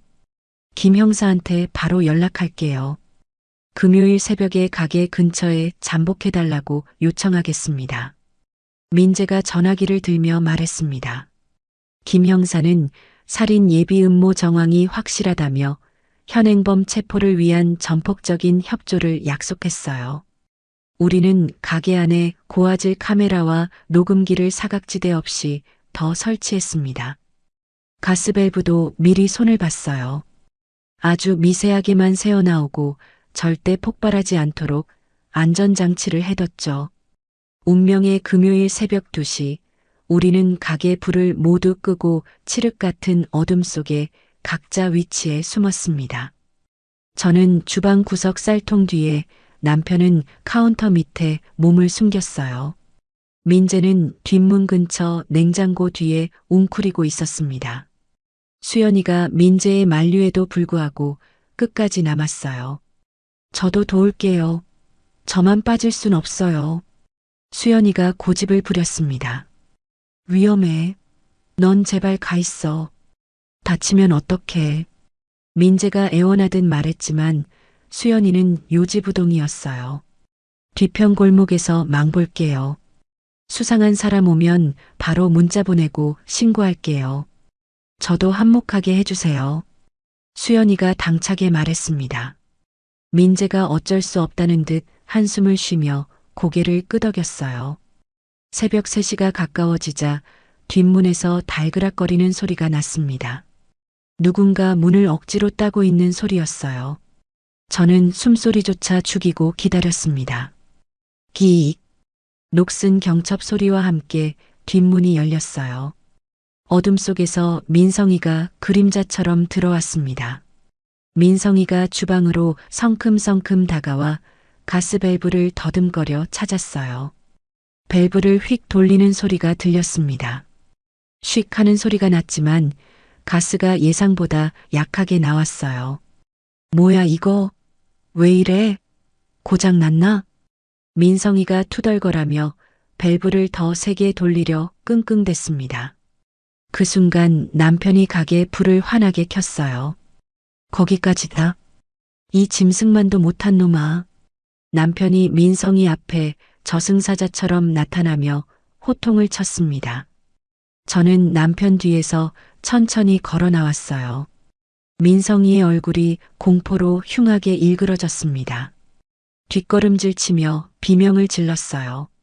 아버지, 어머니, 귀신이야? 민성이가 다리가 풀린 듯 주저앉으며 떨리는 목소리로 말했습니다.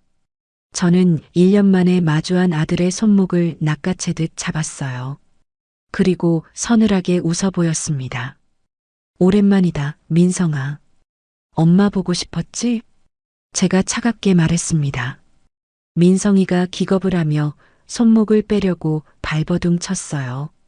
그때 민재가 뒷문으로 튀어나와 민성이의 퇴로를 막아섰습니다. 꼼짝 마. 넌 도간에 든 쥐야. 민재가 소리쳤습니다. 밖에서 경찰차 사이렌 소리가 요란하게 울려 퍼졌어요. 수연이가 신호를 보내고 신고한 거였죠. 망을 보던 지훈이는 골목 입구에서 도망치려다 매복해 있던 김 형사에게 덜미를 잡혔습니다. 이거 이거 놓으라고. 내가 뭘 했다고 그래. 밖에서 지훈이의 악쓰는 소리가 들렸어요. 민성이는 가게 안에서 남편과 민재에게 완전히 제압당했습니다. 놓으라고. 이거 불법이야. 이게 무슨 짓이야? 민성이가 발악하며 소리를 질렀어요. 하지만 들이닥친 경찰들이 민성이를 바닥에 눕히고 수갑을 채웠습니다. 철커덕. 차가운 금속음이 가게 안에 울렸어요. 박민성 씨, 존속살해 미수 및 방화 예비 혐의로 체포합니다. 김 형사가 미란다 원칙을 고지했습니다. 저는 경찰차에 짐짝처럼 실려가는 아들의 뒷모습을 멍하니 바라봤어요. 울지 않았습니다. 눈물조차 아까웠으니까요. 드디어 긴 싸움이 끝났습니다. 드디어 결판을 낼 날이 왔습니다. 민성이와 지훈이는 줄줄이 엮여 기소되었어요. 존속 살해 미수, 보험 사기, 방화 예비, 사문서 위조까지 죄목을 나열하자면 끝이 없었습니다. 재판은 시작 전부터 언론의 뜨거운 관심을 받았어요. 죽은 줄 알았던 부모가 살아 돌아와 아들을 고소했다는 영화 같은 이야기가 세상에 알려지면서 전국이 발칵 뒤집혔거든요. 뉴스에서는 연일 우리 사연이 특종으로 보도되었습니다. 부모를 불태워 죽이려 한 패륜 아들, 충격의 전말. 탐욕이 부른 비극, 며느리의 두 얼굴. 자극적인 제목들이 신문 일면을 도배했어요. 저는 떨리는 마음을 부여잡고 법정의 피해자이자 증인으로 출석했습니다. 검찰 측 변호사가 엄숙한 표정으로 저를 불렀어요. 증인, 1년 전 화재 현장에서 정확히 무슨 일이 있었는지 기억나는 대로 말씀해 주시겠습니까? 저는 마른 침을 삼키고 천천히 입을 열었습니다. 목소리가 떨리지 않게 아랫배에 힘을 줬어요. 그날 밤 저는 코를 찌르는 매캐한 휘발유 냄새 때문에 잠에서 깼습니다. 눈을 떠보니 텐트가 이미 시뻘건 불길에 휩싸여 있었고 텐트 밖에서는 아들과 며느리의 웃음소리가 들렸습니다. 법정 안에 찬물을 끼얹은 듯 정적이 흘렀어요. 방청석 여기저기서 탄식 소리가 들려왔습니다. 저는 피고석에 앉아 있는 민성이의 눈을 똑바로 쳐다보며 말을 이었어요. 저희는 살기 위해 칼로 텐트 뒷면을 찢고 간신히 빠져나왔습니다. 덤불 속에 숨어서 보니 제 아들이 전화기를 붙들고 거짓으로 통곡하는 연기를 하더군요. 제 가슴이 타들어가는 줄도 모르고요. 민성이가 고개를 푹 떨구었습니다. 저는 눈물이 쏟아지려는 걸 억지로 참으며 주먹을 꽉 쥐었어요. 내 배 아파 낳은 자식의 눈을 보며 그 죄를 고발해야 하는 어미의 심정이 얼마나 비참한지 아무도 모를 겁니다. 그때 민성이의 국선 변호사가 벌떡 일어섰어요. 재판장님, 피고인에 대한 정신감정을 요청합니다. 피고인이 당시 도박 빚으로 인한 극심한 스트레스로 심신미약 상태였는지 확인이 필요합니다. 검사가 즉각 반박하며 목소리를 높였습니다. 말도 안 되는 소리입니다. 피고인은 범행 도구로 쓸 인고를 암시장에서 미리 구입했고 인적이 드문 외진 캠핑장을 치밀하게 물색했습니다. 이는 계획적이고 악랄한 지능 범죄입니다. 재판장이 안경을 고쳤으며 단호하게 말했습니다. 정신감정 요청은 기각합니다. 계획 범죄의 정황이 너무나 명백합니다. 재판이 불리하게 돌아가자 지훈이의 태도가 180도 달라졌어요. 그동안 민성이 뒤에 숨어있던 지훈이가 갑자기 울음을 터뜨리며 모든 죄를 남편에게 뒤집어 씌우기 시작한 것이었죠. 판사님, 저는 정말 몰랐어요. 다 저 사람이 시킨 거예요. 저는 안 하면 죽여버리겠다고 협박당해서 어쩔 수 없이 따른 거라고요. 저도 피해자예요. 지훈이가 악어의 눈물을 흘리며 소리쳤습니다. 그 모습을 본 민성이의 얼굴이 불그락 분노로 일그러졌어요. 뭐? 야, 최지훈, 네가 먼저 하자고 했잖아. 빚 갚으려면 부모님 보험금밖에 없다고 네가 먼저 꼬드겼잖아. 민성이가 자리를 박차고 일어나 삿대질을 하며 고함을 질렀습니다. 거짓말하지 마. 이 살인마야. 네가 다 꾸민 짓이잖아. 지훈이가 지지 않고 악을 쓰며 맞받아쳤습니다. 법정은 순식간에 아수라장이 되었어요. 민성이가 눈이 뒤집혀서 폭탄 발언을 터뜨렸습니다. 웃기지 마. 너야말로 살인마지. 네 전 남편 교통사고, 그것도 네가 브레이크 고장내서 죽인 거잖아. 내가 모를 줄 알아? 내가 그 증거 다 가지고 있어. 민성이의 폭로에 방청석이 술렁거리다 못해 비명까지 터져나왔습니다. 서로의 치부를 드러내며 물어뜯는 꼴이 짐승만도 못했어요. 정숙하세요. 조용히 하십시오. 피고인들 자제하세요. 재판장이 의사봉을 쾅쾅 두드리며 경고했습니다. 저는 저 두 사람의 추악한 바닥을 보며 고개를 돌려버렸어요. 부부라며 죽고 못 살던 것들이 형량 앞에서 서로를 잡아먹으려 안달난 꼴이라니 기가 막혔습니다. 다음으로 민재가 증인석에 앉았습니다. 말끔하게 양복을 차려입은 민재는 당당했어요. 저는 전직 보험 사기 조사관이었습니다. 피고인들의 보험 사기 행각을 조사하다가 오히려 뇌물수수 혐의를 쓰고 억울하게 해고당했습니다. 민재가 차분하고 또렷한 목소리로 진술했습니다. 피고인 박민성이 제 업무용 계좌로 돈을 몰래 이체해서 뇌물수수로 조작했고 제가 작성한 조사보고서까지 감쪽같이 위조했습니다. 여기 그 원본 파일과 조작된 내역의 증거가 있습니다. 민재가 제출한 증거들이 스크린에 뜨자 방청석이 다시 한번 술렁였어요. 완벽한 증거 앞에 변호사도 할 말을 잃었습니다.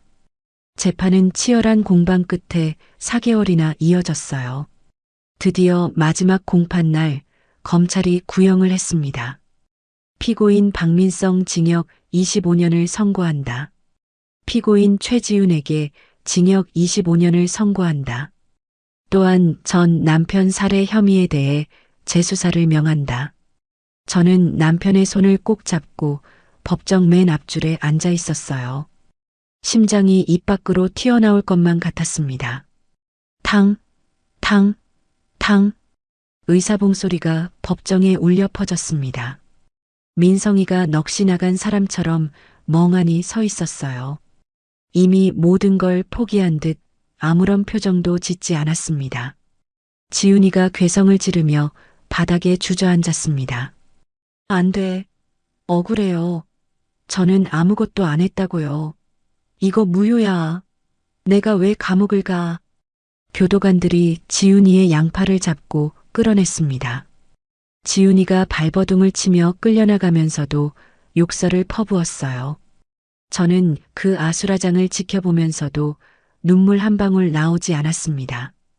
오히려 가슴 한구석에 깊은 구멍이 뚫린 듯 공허함만 밀려왔어요. 통쾌할 줄 알았는데 끝났다는 안도감보다는 텅 빈 느낌이 더 컸습니다. 법정을 나서자마자 수많은 기자가 벌떼처럼 몰려왔어요. 어머님, 심경이 어떠십니까? 한 말씀만 해주세요. 아들에게 마지막으로 하고 싶은 말이 있으신가요? 카메라 플래시가 번쩍거리고 마이크가 제 얼굴 앞까지 들이밀어졌습니다. 남편이 저를 등 뒤로 감싸 안으며 기자들을 막아섰어요.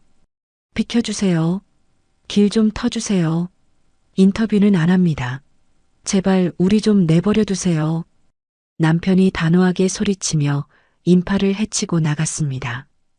민재가 미리 대기시켜둔 차를 가져와 우리를 태웠어요. 차가 출발하자 기자들이 끈질기게 뒤쫓아왔지만 민재가 능숙하게 골목길로 빠져나가 금세 따돌릴 수 있었어요. 고요해진 차 안에서 남편이 제 떨리는 손을 두 손으로 꼭 잡았습니다. 여보 고생했어. 이제 진짜 다 끝났어. 악몽은 끝난 거야. 남편이 젖은 목소리로 말했습니다. 저는 말없이 고개를 끄덕였어요. 하지만 마음 한구석에는 여전히 아린 상처가 남아 있었습니다. 내가 낳고 기른 자식이 부모를 죽이려다 범죄자가 되어 감옥에 갔다는 사실은 세상 어떤 판결로도 치유되지 않을 테니까요. 그날 밤 가게 문을 걸어 잠그고 우리 세 사람은 조용히 술잔을 기울였습니다. 안주는 식어 빠진 순대뿐이었지만 아무도 불평하지 않았어요. 누구 하나 말을 꺼내지 않고 각자의 생각에 잠겨 씁쓸한 소주잔만 비웠습니다. 재판이 완전히 끝나고 우리는 엉망이 된 호적을 바로잡았습니다.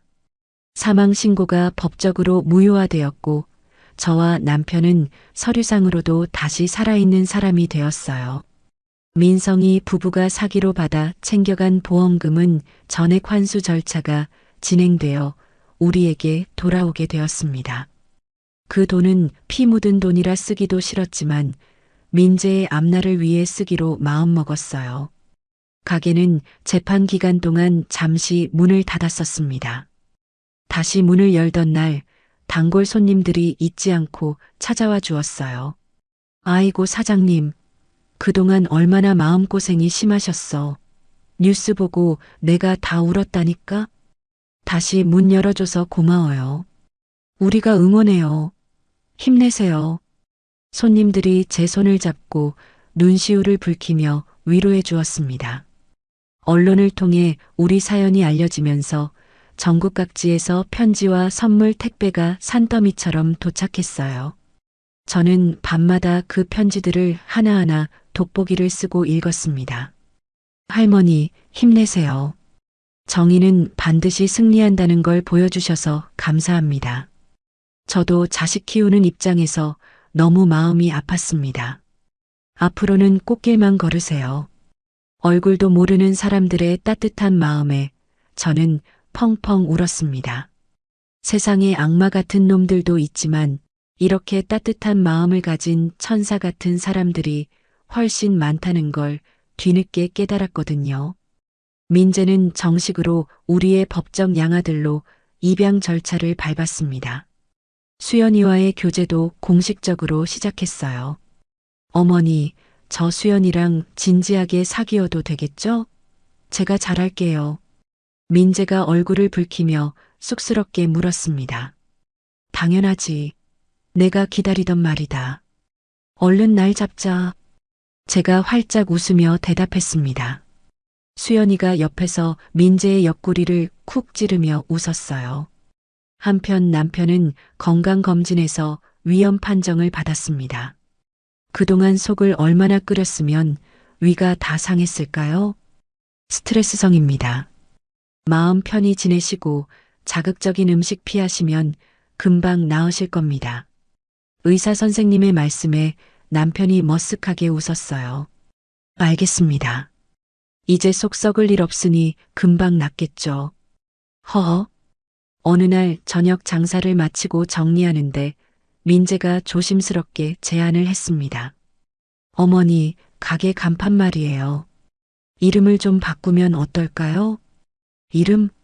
형이네 국밥 말고 뭘로? 제가 행주지를 멈추고 물었습니다. 민재네 국밥이요. 저도 이제 호적상으로도 정식 아들이 됐으니까 제 이름을 걸고 대를 잇고 싶어서요. 민재가 눈을 반짝이며 말했습니다. 저는 남편을 바라봤어요. 남편의 눈가에 주름이 지도록 환한 미소가 번졌습니다. 좋아. 아주 좋다. 내일 당장 간판쟁이 부르자. 남편이 무릎을 치며 대답했습니다. 새 간판을 다는 날이 왔어요. 파란 가을 하늘 아래 민재네 국밥이라고 적힌 크고 깨끗한 간판이 올라갔습니다. 저는 남편과 민재 그리고 예비 며느리 수연이와 나란히 서서 그 간판을 올려다보았어요. 지난 1년간의 악몽이 봄눈 녹듯 사라지는 기분이었습니다. 저는 그 간판을 바라보며 처음으로 가슴속 깊은 곳에서 우러나오는 진짜 미소를 지을 수 있었습니다. 이제야 진짜 제 인생이 다시 시작된 겁니다. 재판이 끝나고 어느덧 1년이라는 시간이 훌쩍 지났습니다. 비 온 뒤에 땅이 굳는다고 했던가요? 우리 가게는 정말 놀라울 정도로 성장해서 문전성시를 이뤘습니다. 어느 날 번드르르한 양복을 입은 사람들이 찾아와 명함을 내밀며 제안을 했어요. 사장님, 저희 회사에서 민재네 국밥을 프랜차이즈로 만들고 싶습니다. 전국에 체인점을 내시죠. 돈방석에 앉게 해드리겠습니다. 전화기 너머로 그리고 직접 찾아온 사람들의 열정적인 목소리가 끊이지 않았습니다. 어머니, 아버지, 어떻게 할까요? 조건은 파격적인데요. 민재가 조심스럽게 물었습니다. 저는 행주를 내려놓고 남편을 바라봤어요. 남편이 껄껄 웃으며 고개를 세차게 저었습니다. 돈방석은 무슨 엉덩이 베겨서 싫다. 우리는 이 가게 하나면 충분해. 욕심 부리다가 탈난다. 우리가 겪어봐서 알잖아. 남편이 단호하게 말했습니다. 저도 그게 좋아요. 우리 식구끼리 오순도순 장사하는 게 최고지. 제가 고개를 끄덕이며 맞장구 쳤습니다. 민재도 그럴 줄 알았다며 환하게 웃으며 동의했어요. 그럼 정중히 거절하겠습니다. 저도 우리 가게가 공장처럼 변하는 건 싫어요. 꽃바람이 살랑살랑 불어오던 어느 봄날, 민재가 수연이의 손을 꼭 잡고 우리 앞에 섰습니다. 두 사람의 얼굴이 잘 익은 복숭아처럼 발그레했어요. 어머니, 아버지, 드릴 말씀이 있어요. 저희 결혼하겠습니다. 허락해 주세요. 민재가 씩씩하게 말했습니다. 수연이가 얼굴을 붉히며 배꼽 인사를 했어요. 부족하지만 잘 부탁드려요. 어머니, 아버지. 민재 오빠랑 예쁘게 살게요.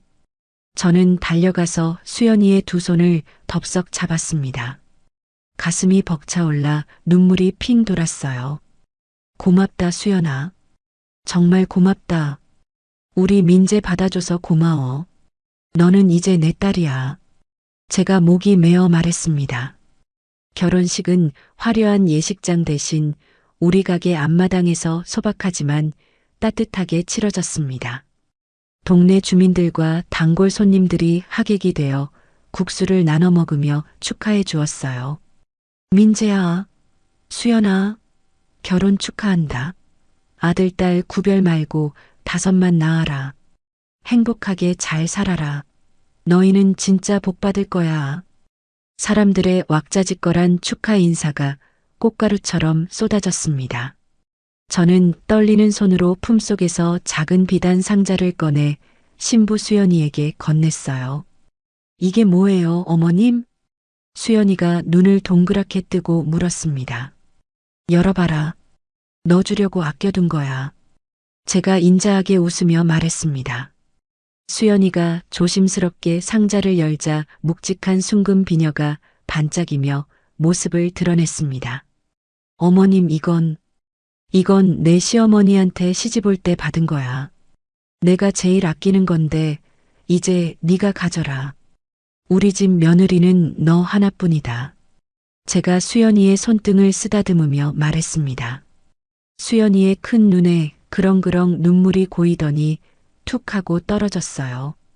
어머님, 감사해요. 정말 감사해요. 제가 정말 잘할게요. 수연이가 제 손을 꼭 잡고 울먹였습니다. 그 옆에서 남편은 헛기침을 하며 민재에게 네모난 시계 상자를 툭 건넸어요. 이게 뭐예요, 아버지? 민재가 의아해하며 물었습니다. 평생 내 손목에 좋은 시계 한번 차보는 게 소원이었는데 나는 이제 늙어서 필요 없다. 이제 가장이 되는 네가 차라. 남편이 무뚝뚝하지만 다정하게 말했습니다. 민재가 상자를 열자 번쩍이는 고급 명품 시계가 나왔어요. 아버지, 이건 너무 비싼 거 아니에요? 이걸 어떻게 제가... 민재가 당황해서 손을 저었습니다. 이놈아, 애비가 아들한테 주는 건데 비싼 게 대수냐? 주는 대로 차. 너는 그럴 자격 있다. 남편이 민재의 어깨를 툭툭 두드리며 호탕하게 웃었습니다. 민재의 눈시울이 붉어지더니 이내 남편을 와락 껴안았어요. 결혼식이 끝나고 우리 넷은 가게 카운터 앞에 나란히 서서 가족 사진을 찍었습니다. 사진관 아저씨가 카메라를 들고 활짝 웃으라고 소리쳤어요. 자, 찍습니다. 김치. 하나, 둘, 셋. 펑 하고 플래시가 터졌습니다. 그 사진은 가장 잘 보이는 가게 카운터 뒤 정중앙에 걸렸어요. 저는 행주질을 하다가도 그 사진을 바라볼 때마다 가슴 한구석이 뭉클하고 뜨거워졌습니다. 이것이 제가 평생 꿈꿨던 진짜 가족의 모습이었으니까요. 피로 맺어진 가족에게 처참하게 배신당했지만 결국 마음으로 맺어진 진짜 가족을 얻은 겁니다. 남편은 건강이 많이 회복되어 예전의 활기를 되찾았어요. 매일 아침 가게 앞마당을 빗질하며 하루를 시작하는 게 낙이 되었습니다. 여보, 오늘 날씨가 기가 막혀. 장사 잘 되겠어. 남편이 빗자루를 들고 씩씩하게 나가며 소리쳤습니다. 아이고, 알았으니까 살살해요. 무리하다가 또 병나면 나만 고생이야. 조심해요. 제가 타박하면서도 웃으며 대답했습니다. 민재 부부는 2층 신혼집에 살면서 가게 일을 내 일처럼 함께 했어요. 어느 날 점심 장사를 마치고 수연이가 수줍게 저를 불렀습니다. 어머니, 저 드릴 말씀이 있어요. 왜? 뭐 먹고 싶은 거라도 있니? 얼굴이 왜 그리 빨개? 제가 물었습니다. 저아기가 생겼어요. 병원에서 확인하고 오는 길이에요. 수연이가 배를 만지며 수줍게 웃었습니다. 저는 들고 있던 숟가락을 쨍그랑 떨어뜨리며 수연이를 바라봤어요. 정말이야? 진짜지? 제가 믿기지 않아 되물었습니다. 네, 5주 됐대요. 수연이가 활짝 웃으며 대답했습니다. 저는 수연이를 와락 끌어안고 덩실덩실 춤을 췄어요. 아이고, 하나님 감사합니다. 고맙다, 수연아. 정말 고마워. 여보, 우리 할머니 할아버지 된대. 손주 소식을 기다리는 것이 우리 노부부의 새로운 삶의 이유이자 기대가 되었습니다. 어느 날 우편함에 누런 봉투에 편지 한 통이 도착했어요. 발신인을 확인하는 순간 제 심장이 쿵 내려앉았습니다. 교도소였습니다. 민성이가 보낸 편지였어요. 저는 그 편지를 들고 한참 동안 멍하니 바라봤습니다.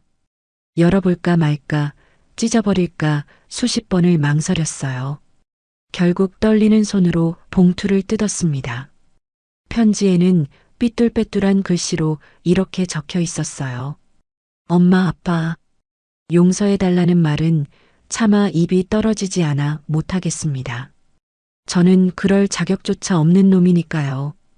다만 이곳 좁은 독방에서 지내며 제가 얼마나 돈에 미쳐서 괴물이 되었었는지 뼈저리게 후회하고 있습니다. 도박에 빠지면서 저는 사람도 아니었습니다. 엄마 아빠를 부모라고 부를 자격도 없지만 그래도 부디 건강하시길 빕니다. 죄송합니다. 정말 죄송합니다. 저는 편지를 다 읽고 조용히 접었습니다. 눈물은 나지 않았어요. 그저 깊은 한숨과 함께 편지를 서랍 깊숙한 곳에 넣어두었습니다. 뭐야 그게? 무슨 편지야? 남편이 안경을 고쳤으며 물었습니다. 민성이한테서 온 편지야. 제가 덤덤하게 대답했습니다. 남편의 표정이 잠시 굳어지더니 아무 말 없이 다가와 제 어깨를 감싸주었어요.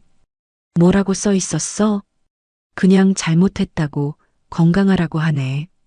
답장 쓸 거야? 남편이 조심스럽게 물었습니다. 저는 창밖을 바라보며 잠시 생각에 잠겼어요. 아직 모르겠어요. 지금은 아니고 시간이 아주 많이 흐르면 그때는 한번 생각해 볼게. 당신 마음 가는 대로 해. 당신이 어떤 선택을 하든 나는 당신 편이야. 남편이 든든하게 말했습니다. 민재는 그 편지에 대해 눈치챘는지 아무런 말도 묻지 않았어요. 하지만 그날 저녁 평소보다 더 살갑고 다정하게 저를 챙겼습니다. 어머니, 국 더 드릴까요? 따뜻하게 데워드릴게요. 어머니, 오늘 많이 고단하셨죠? 설거지는 제가 다 할 테니 들어가서 편히 주무세요. 저는 그런 민재가 가슴 시리도록 고마웠습니다. 가게 문을 닫고 간판 불을 끄는 늦은 밤이었어요.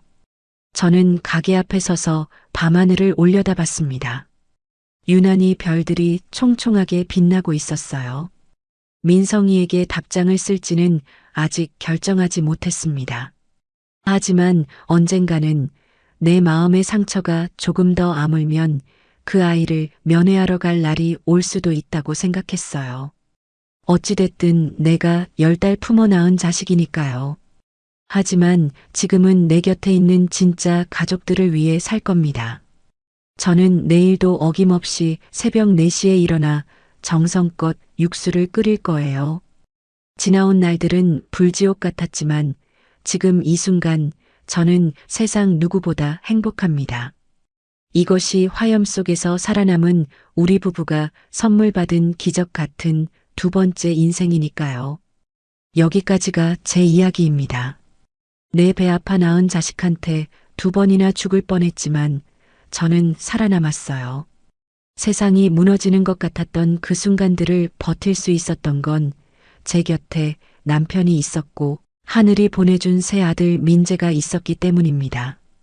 피는 물보다 진하다는 말이 있잖아요. 하지만 저는 이제 알아요. 진짜 가족은 피가 아니라 마음으로 맺어지는 거라는 걸요. 혹시 지금 가족 때문에 힘드신 분이 계시다면 포기하지 마세요. 당신 곁에도 진짜 가족이 될 사람이 분명히 나타날 거예요. 이 기막힌 사연을 끝까지 들어주셔서 감사합니다. 이야기를 끝까지 들어주신 분이 계시다면 잘 들었다고 댓글 하나만 남겨주세요. 감사합니다.